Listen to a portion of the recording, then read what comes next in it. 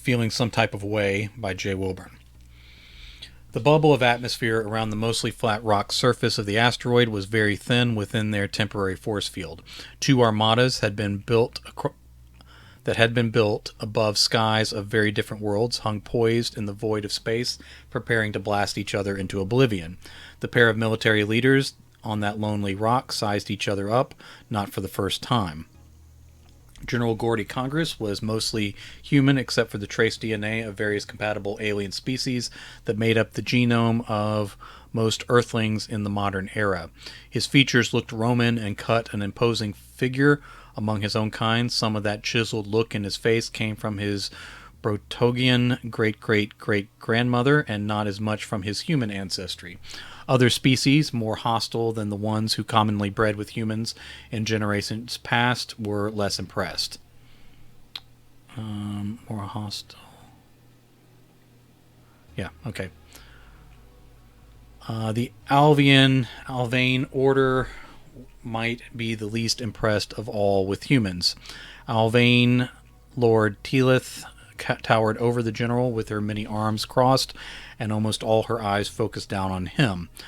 Gordy admired her long blue legs. He knew those legs held a lot of power. She could probably kill him if she took a mind to, but they would almost definitely return to their vessels before any killing began. It would be on a much larger scale than any hand-to-hand combat on a stray asteroid. Besides, if she moved too much, she'd fly right off into space and would probably freeze dry into a mummy fairly quickly. That would certainly start this interstellar war faster than anything. What do you have to offer, Congress? She asked in the awkward way that human languages rolled off an Alvain multi-forked tongue. He found himself staring at her tongue for a long moment before he finally answered. You mean personally or diplomatically? As she stared blankly down at him, he thought his little joke might not have translated well. Then she rolled her eyes. He imagined all species of female had some version of that same gesture in response to the coy attempts of their males. At least he knew she understood the joke. You waste my time, Gordy. Are you in a hurry to be at war with us? The pressure is always there whether I desire it or not. Is this meeting just a formality, or is there a hope for peace? My people never tolerate mere formalities. We have better things to do with our time as opposed to humans who spread through the cosmos like a plague, virus. Very good, either of those will do. My point is that unlike humans, we never negotiate in vain. I don't know if peace between our worlds is ever truly possible, but we can always avoid war for a moment longer. Always? She tilted her great head. The tentacles slid over to one shoulder, much like hair would. Are you asking a question or agreeing with me, General? I can't ever tell for sure with that little upturn inflection your kind uses in place of a properly formed question. Doesn't matter, Teelith. I agree that we should put off war as long as possible. I never said I agreed. I merely said that it was possible. Then what do we need to do to make that possibility a reality? Her misty eyes narrowed. He wondered if that meant the same things with her species as it did with his. Finally, she said, I don't suppose you would consider vacating interstellar space and returning all your people to your homeworld. And you acted like you didn't understand inflection, he said. No, I don't think I could sell that to the human race across the entire galaxy and beyond. Our numbers fill many worlds and systems now. We are travelers, explorers, and civilization builders. Much like viruses. Probably just as difficult to kill off if that's what you have in mind, but no, I can't roll the entire history of human expansion to one world, I'm afraid. A pity, she said. That might be enough to put off war forever. It would be a pity if I had to return to my own world and never see you again. Is that cute, Gordy, or are you trying to be cute with me? Trying. Is that another... No, not a question. I was agreeing this time. So hard to tell. Why don't we just not go to war, Teelith? Make it as simple as that. If it were that simple, Gordy, then we probably wouldn't be here now. Neither side wants to give up much, he said. And as you said, no matter what we do, war won't be put off forever.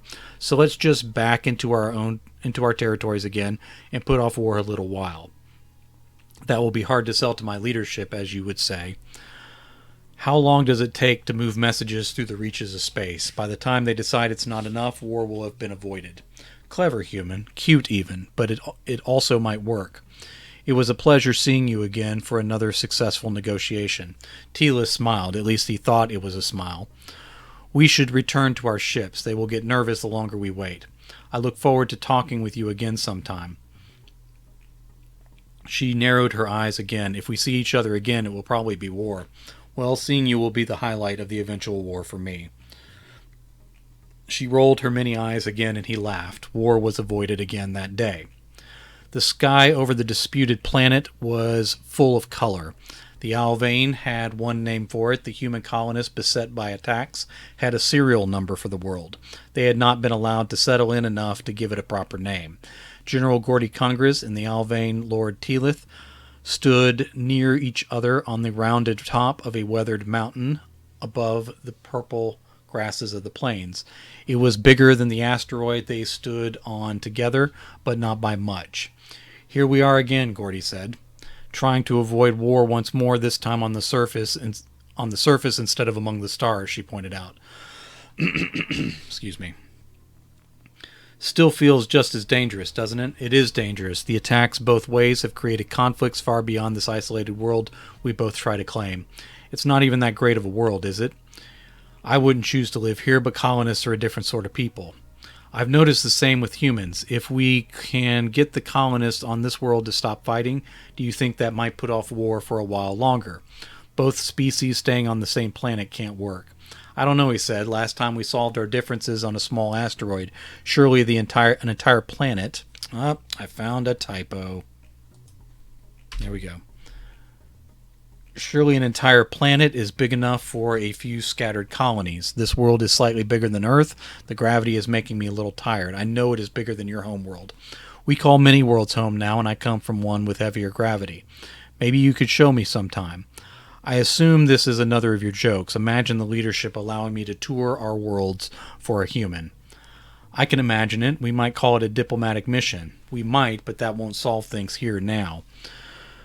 We could divide the world and each set of colonists stay on their sides. Now I know you must be joking, Gordy. Can you imagine our people walking right up to a line and then refusing to cross over or fight? I can imagine a lot. We can make the line very thick, like a forbidden zone of sorts. Teelith seemed to be considering. He hoped she wasn't just translating his words in her head still. It would be better if you just left. Gordy laughed. Your side could do the same. We don't give up worlds easily. Not even one so poor in resources. It really is an unremarkable planet to fight over, she said. It's lush and supports life, but no real mineral resources of any use off-planet. Hardly worth all this trouble. But to answer your inflected question, no, even one so poor in resources. So we create a line, and the colonists stay on their sides for now. That's madness, she said. No better than our pretending to agree to a truce with no terms back on that asteroid. My people sent me to negotiate again because they thought I did such a great job avoiding war before. She gave that same expression he thought of as a smile. My leadership did the same with me. So I call that an endorsement of our creative negotiations. We draw a line, and who knows, maybe this is the world where we learn to live together in peace. Her eyes, most of them anyway, seemed to drift up to the colored sky and the faint stars beyond. Colonists are so unpredictable, though. I'm not hopeful for the solution. Space is large, he said. Maybe by the time we've crossed and delivered our messages, it will be over. I'll go inform our colonists of the New Deal. I'm not sure how well they will obey in the long run, ultimately. Your use of human languages is very advanced. You have captured many nuances, he said. Your language is convoluted, but not remarkable. Easy to master compared to more advanced species. Learn to take a compliment, my dear. It will help you in future negotiations, I think.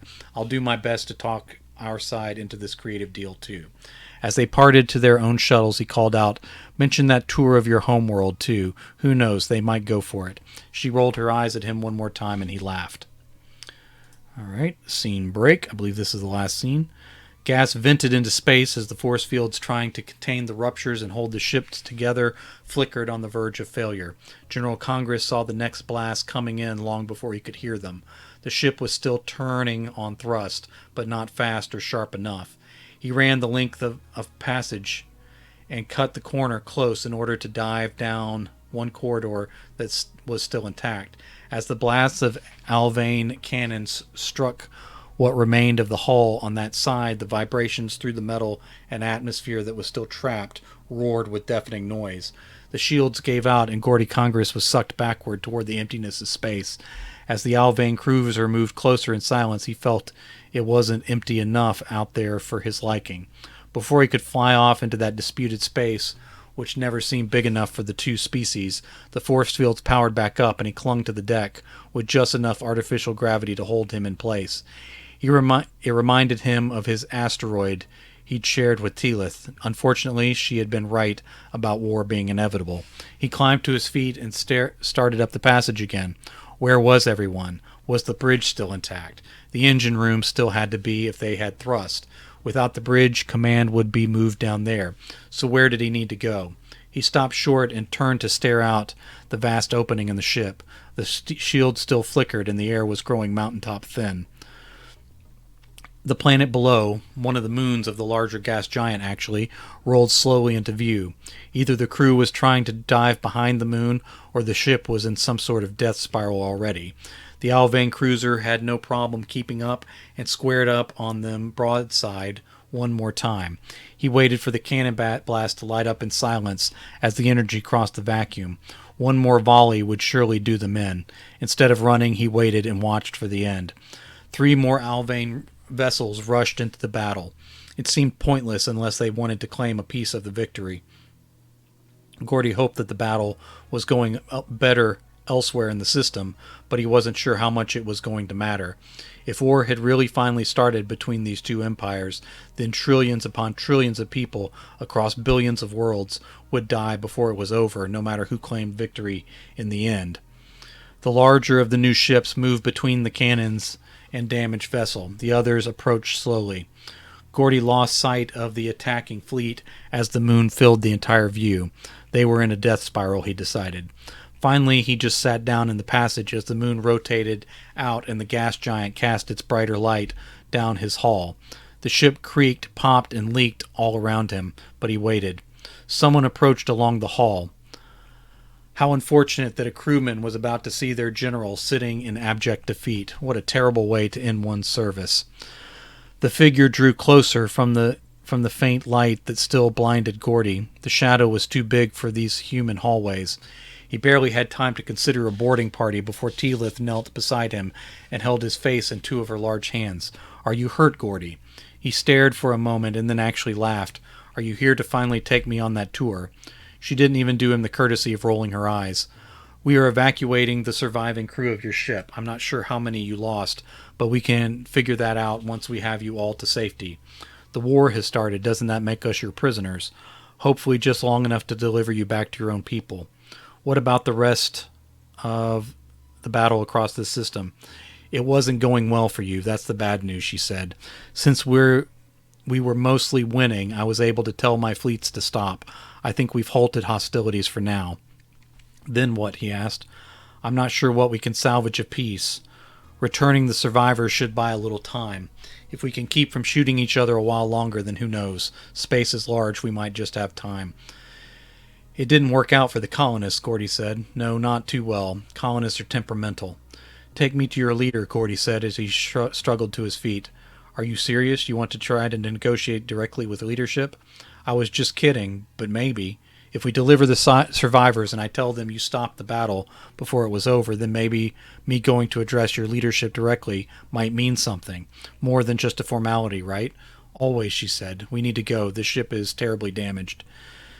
He took a step, but then slumped. It might have been the low oxygen, or he might have been hurt worse than he thought from the shake-up of the last cannon fire. She caught him with several of her arms and lifted him. As she ran bent over through the passage toward the docking ports her ships had used. "It's good to see you again," he said. "Good things happen when you and I are together." "I hope you are right," she said as she hurried toward her ship.